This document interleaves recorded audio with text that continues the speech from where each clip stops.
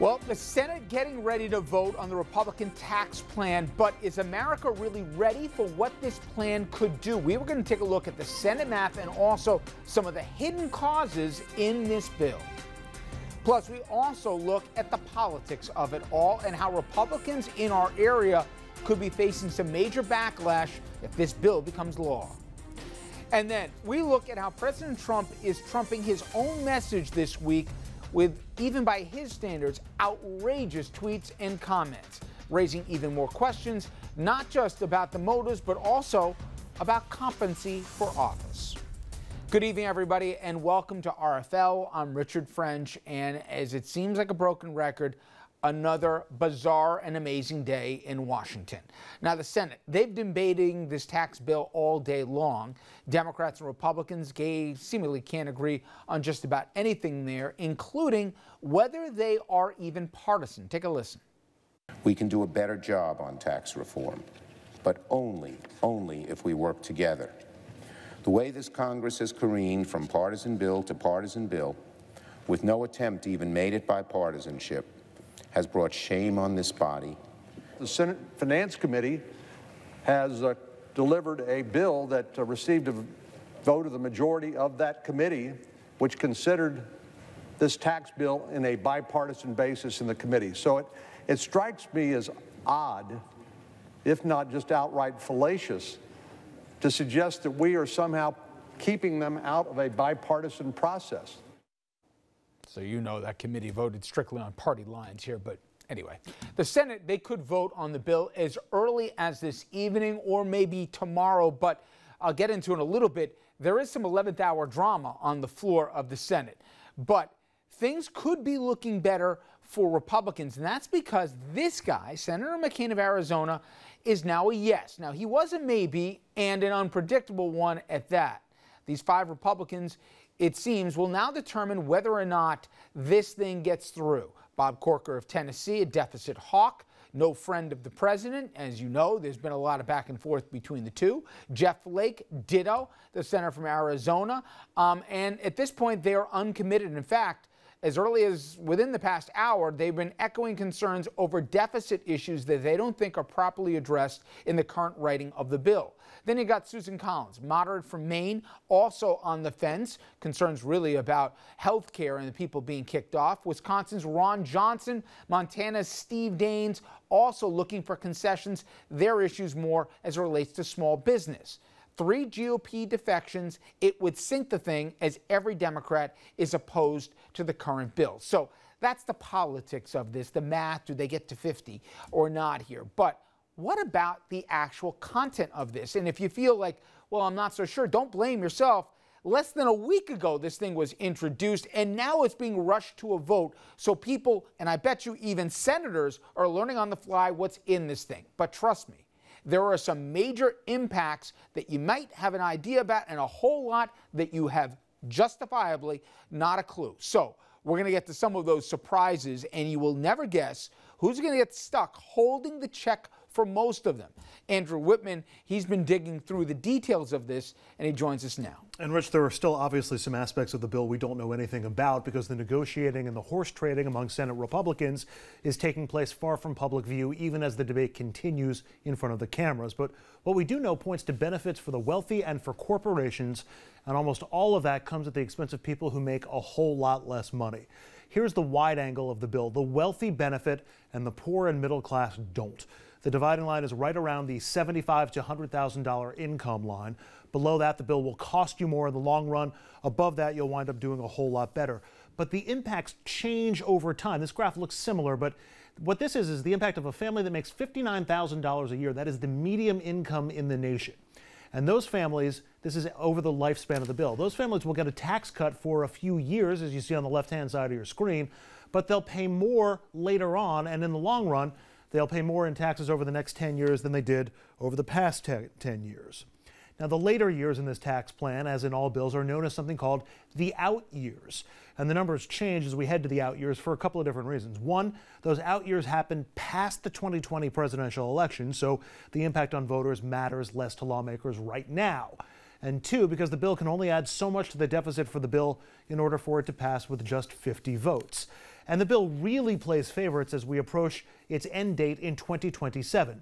The total combined tax bill for Americans who make between $40,000 and $50,000 a year, this is in 2027, will be $5.3 billion tax increase. You'll pay $5.3 billion more in total. But Americans who make $1 million a year or more in 2027, they'll see a combined $5.8 billion tax cut. So in 2027, middle-class Americans will essentially be paying for the tax cuts for millionaires. And that's not the only dividing line in the out years. In 2027, American families in total would lose $31.5 billion in added taxes and reduced benefits. And who gets that cash? Could very well be businesses, thanks to provisions that return money to corporations in givebacks if the government takes in more money than is currently projected. Another sticking point for Senate Democrats, or Senate Republicans, scattered worries that the math of this tax bill just doesn't add up. Democrats have been complaining that the bill relies on some bad math, particularly on estimates that the bill will pay for itself by stimulating the entire economy.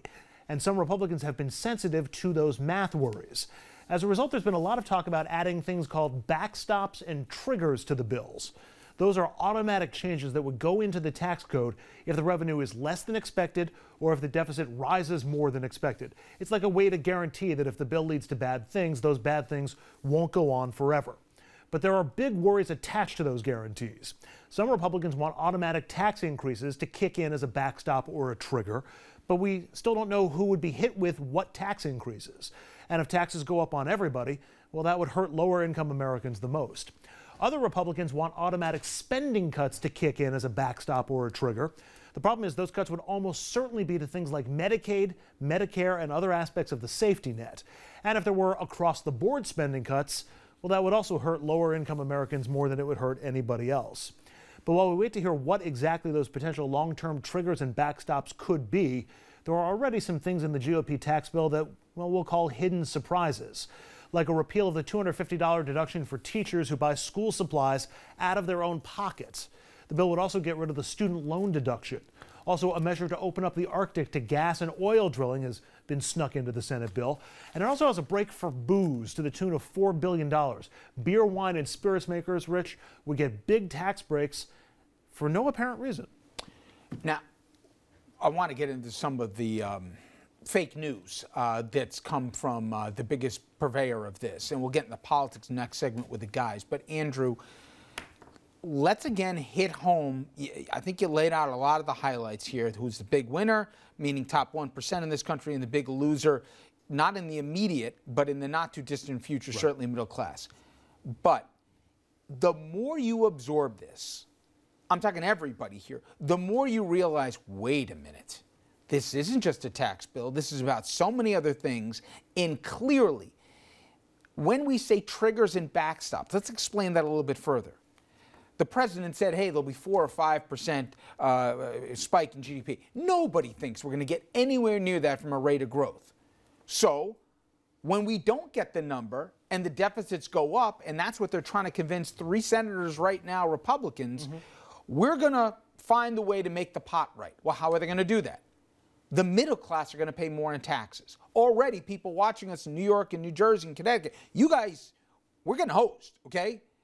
Not so much in the red states, but if we're around here on the coast, same thing out west, it's going to happen. When that happens, it goes from bad to worse, on top of $1.5 trillion in debt, on top of 13 million people losing health insurance. This gets worse as it goes on. I don't think coincidental with 2018 being an off-year election. Let's look. If the numbers don't add up, if the tax cuts don't lead to revenue... And I apologize to interrupt you, but the CBO says they don't add up. Right. Every leading economist says it doesn't add up. The Congress's own numbers from their own investigation say they don't add up. So if it doesn't add up, there's only 2 things you can do. You can either raise taxes or you can cut spending.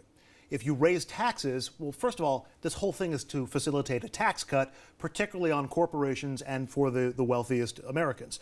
So it's very likely that you would simply put a U-turn in and make corporations pay more or make the wealthy pay more. If that trigger or backstop is a tax cut or a tax increase, it would likely be for middle class and lower class Americans. The other possibility is you cut spending. Well, where would you cut spending from? That means things like Medicare, Medicaid, Social Security, health insurance, and other aspects of the social safety net. So in addition to getting hosed, as you said, in terms of the tax rates and winding up paying more, it's very possible that that same group could get kicked again on the backside. And I'll go even because stronger. The numbers don't add up. Everything that Andrew said, I agree with, but I believe it's predetermined. That's what the consequence is going to be. Not only are the middle class going to pay more in taxes, a lot of them, but the cuts are going to directly impact not just the poorest in this country, but the middle class too. Now, I'm sorry. Are you saying that you think the Republicans are setting this up intentionally so that so that there's not enough revenue there and they have to go after the safety net? 100%. For the following reason: a lot of people believe big government bad, but philosophically, this is the pay-go party. Republicans said deficit's bad. You have deficit hawks. By the way, if this passes the Senate, they got to get the House to have reconciliation. There's a lot of folks in the House that are deficit hawks. The only way you're going to convince them, trust me, it'll be all right, is we're not going to get to our number, but we won't get these deficits. We'll get the money back somehow, and they're going to go for the social programs. All right. Now, if you say, well, wait a minute, Rich, everything you're telling me and Andrew, that's not what the president told me. Well, if you say that, you would be right. Take a listen to what the president had to say as to who the winners and the losers are when it comes to this tax proposal. It is riddled with loopholes that let some special interests, including myself, in all fairness, this is going to cost me a fortune, this thing. Believe me. This is not good for me. No, that's a lie. He is not going to be paying more in taxes. People have actually looked specifically, Andrew, into where he's not, like little things like the estate tax. Yeah, and first of all, it's hard to know exactly because we haven't seen his tax returns, so we don't know. We have 1 year, though. But we did this a couple of days ago, the winners of this tax bill, and tell me if this sounds familiar. The wealthy win in this bill because they pay a lower tax rate, they get a pass-through rate, and by the way, the Trump Organization is a series of pass-through corporations, so that benefits the president. And then you get corporate tax cuts, so that helps him also. The children of the wealthy through the estate tax cut, well, that implies to the president's kids. And let's be clear, we're talking about only families that would be inheriting from a single parent, $5.5 million or more, or a couple, $11 million or more. So next time somebody hustles you and tells you they're talking about small farmers, don't buy it for a second. We're talking about the Trump kids, which would have had to pay about 40% tax, roughly, on money they inherited that they did nothing to earn. Now, all of a sudden, they'd get that all scot-free. There are also exemptions specifically for private jet owners, real estate developers, and golf course developers. Gee, I wonder if the president would benefit from this tax bill. Factually, he will do great under this plan if it passes. The next thing the president said is that this is going to be good for the business and community, and as a result, they do great. The whole country will do great. Take a listen. Rocket fuel for the American economy. Simply put, our tax plan is anti-offshoring and 100% worker, 100% pro-America. Okay, first of all, not true, and we've talked about a lot of the reasons why it's not for the worker, but don't believe me at all here.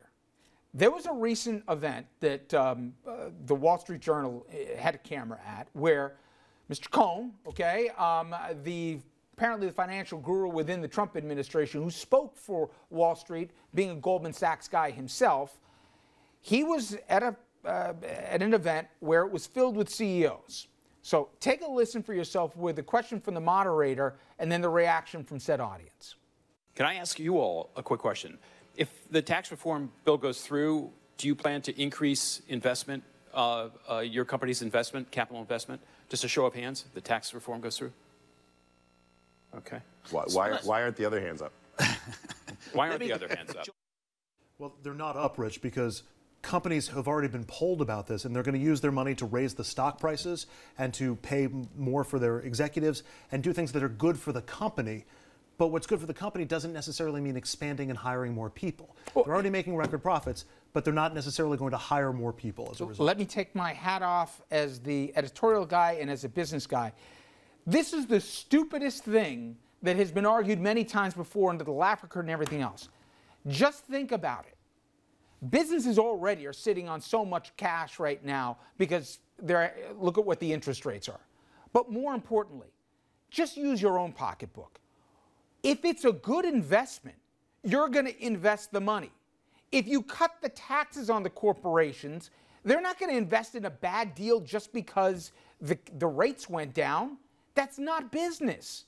They didn't raise their hands because they're going to put the money in their pockets, or as Andrew said, they're going to look out for basically the stockholders. All right, when we come back here, we're going to take a look at the politics of this tax bill. Republicans in our area, they're already feeling the backlash. Every single House member has voted no here.